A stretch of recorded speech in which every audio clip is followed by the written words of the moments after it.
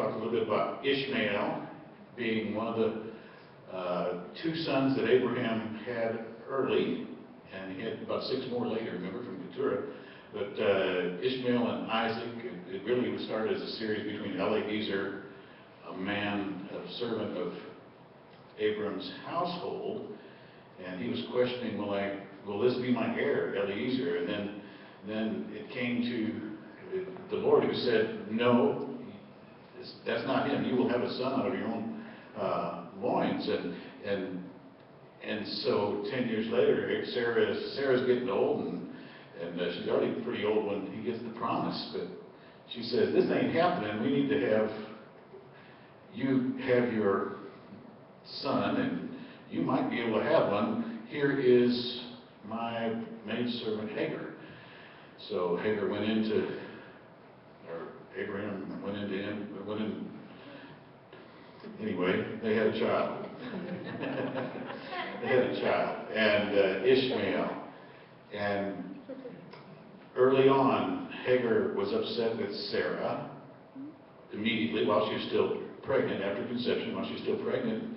And the contention came so heavy that Hagar left. And then the Lord met with her and told her to go back and humble yourself, which she did. And she stayed. She and the child was born, and they stayed for another 14 years. Meanwhile, Sarah, just a couple years before that, was told by the Lord that she would have this child. Abraham was told also as well. She would have the child Isaac, and through Isaac that promise would be. And at his weaning, Ishmael was mocking or making fun of, or possibly, the word is kind of questionable there, but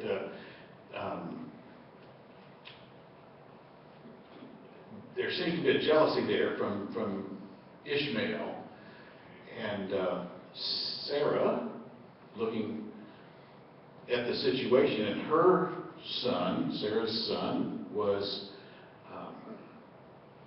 being mocked, and yet she knew that this was the child of promise, and she pointed this out to Abraham and cast out this bondwoman, is what she told Abraham, which he did. And so by morning, rich Abraham, who had this son, Ishmael, whom he apparently loved from birth, he has chosen, and when I say rich Abraham, I'm just adding that too, because he sent out Ishmael and Hagar with bread and a skin of water.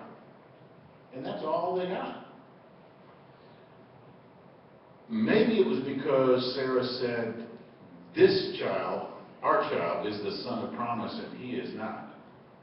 I'm not exactly sure why it seemed that there was no real sustenance given. But I do believe it contributed to Ishmael's fatherhood problems and wild man status and some other things that was fulfilling of another prophecy. I believe that very likely that took place. But you see, even in being cast out, God still promised Ishmael more. He promised Ishmael through Hagar again that he would greatly multiply Ishmael and his descendants. But it was also said of Ishmael by the Lord that he would be a wild man, his hand against every man, and every man's hand against him. That's briefly Ishmael, okay, in a nutshell. In the New Testament, we have no time that Ishmael's name is mentioned, but we do have one passage that indicates that Ishmael and Isaac are a metaphor. That's the part I wanted to prepare, and I did prepare for this morning. So if you'll turn to Galatians chapter 4, I would like to look at that. With an understanding of Galatians, you probably need to know that Galatians was written for one main purpose. There were people coming behind Paul in his ministry in the area of Galatia right now, but apparently all throughout his ministry there were people who kind of come in behind Paul and try to add to the freedom that's in Christ Jesus, add an extra layer of, but this is more acceptable type message. In particular, Paul specifically in just those few chapters of Galatians deals with what we have since called Judaizers. Okay, we kind of put that name on there. It doesn't say that in Galatians, but it does say that he marvels that so soon they are turning away from him who called you to the grace of Christ to a different gospel, which is not another, but there are some who trouble you and want to pervert the gospel of Christ. Paul's saying, I preach this, and there are some who come behind me and try to add to something, but it actually is perverting the freedom of the gospel of Christ. And what they were doing was preaching that you need to do, not only do you receive Jesus and his salvation is there, but they also said, but you also need to keep some things. And he starts spelling out and identifying from the context. You can see some of the things they were teaching. Now, that passage starts focusing in on the law, okay, and the nomos law. And there might be some disagreement, whether he's talking about 10 Commandments or other Jewish laws. There might be some disagreement here. My thought is the whole principle of law, that we add something to the simplicity of the gospel of Jesus Christ, who saved us, and say that is also, we also need to do something else to save us. That is my point, that it's like, we need to do something else good. But you see, the good things that we do never did save us. It was the things that we did wrong that condemned us. Okay? So, how many times do you go out on the highway and get rewarded for doing the speed limit? Nobody ever stops you and say, good job, you did the speed. You're just doing what you're called to do. You're doing what you're supposed to do by obeying the speed limit. When do you get in trouble? When you don't. So, in other words, the law is not designed, any kind of law. Law is not designed, it's the guidelines that you live in, but it's not automatically rewarded. It's actually the punishment when you disobey the law that's the problem. So, let me run past you in brief the purpose of the law. I'm going to give you several scriptures back to back so that you catch. This is the New Testament understanding of what the law does. These are all out of the New Testament then. Look at John, or listen to John 5:39 and a second verse in John 5. Okay, I'll tell it.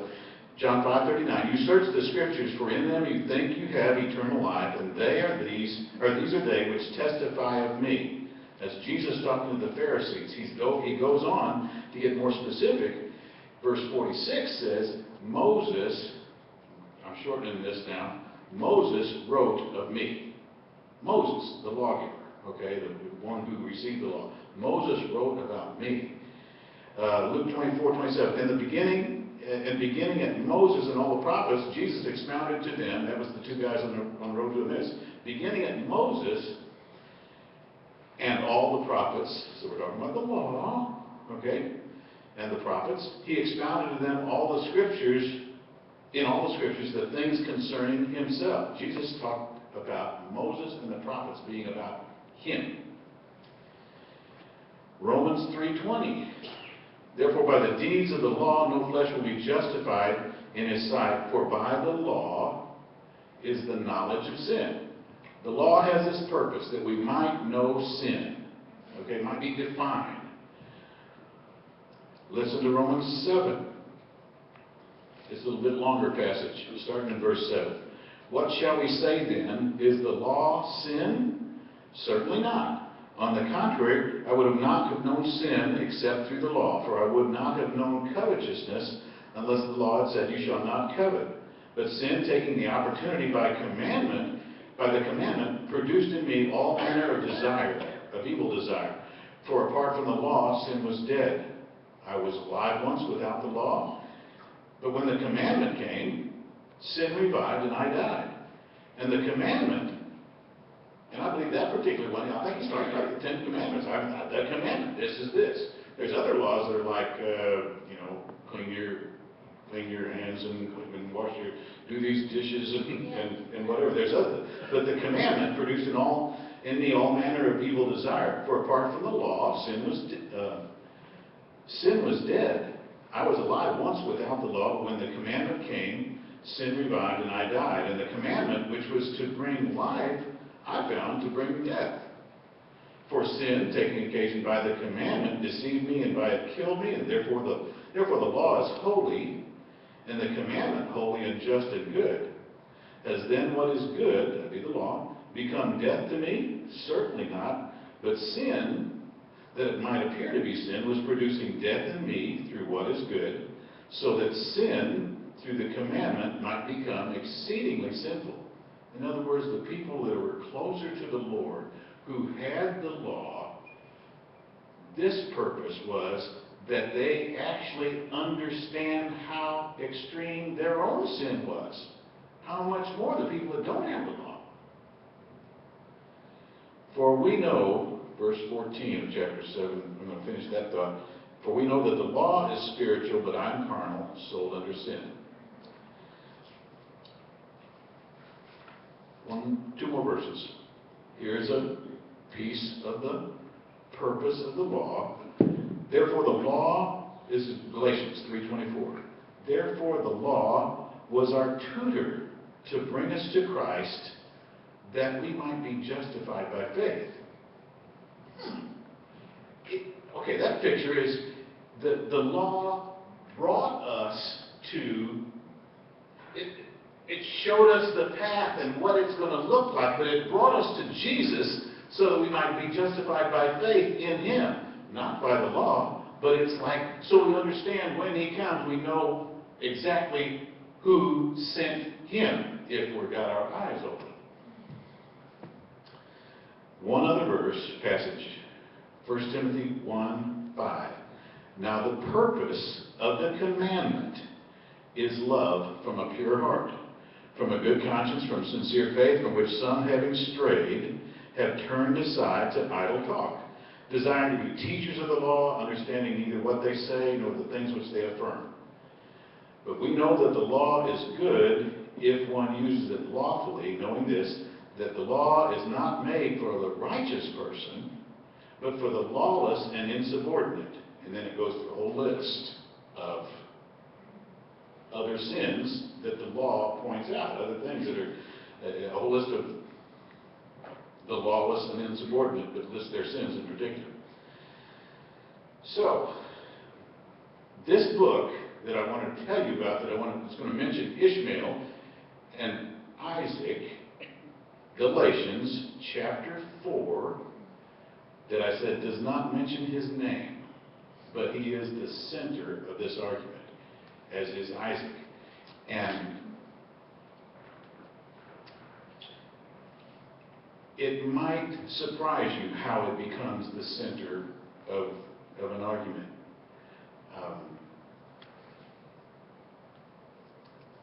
Let's read it. Starting in verse 21. You've got in your head that Galatians is a book that's talking about the difference between law and grace, right? How are we saved? By the works of the law, by adding works to the law? Paul says this, starting in verse 21. Tell me, you who desire to be under the law, do you not hear the law? For it is written that Abraham had two sons, the one by a bondwoman, the other by a free woman. But he who was of the bondwoman was born according to the flesh. That would be Ishmael, born of Hagar. And he of the free woman, Sarah, through promise, which things are symbolic. Paul is saying, I'm telling you, this very story concerning two sons, Ishmael and Isaac, both sons of promise, are symbolic, are metaphors.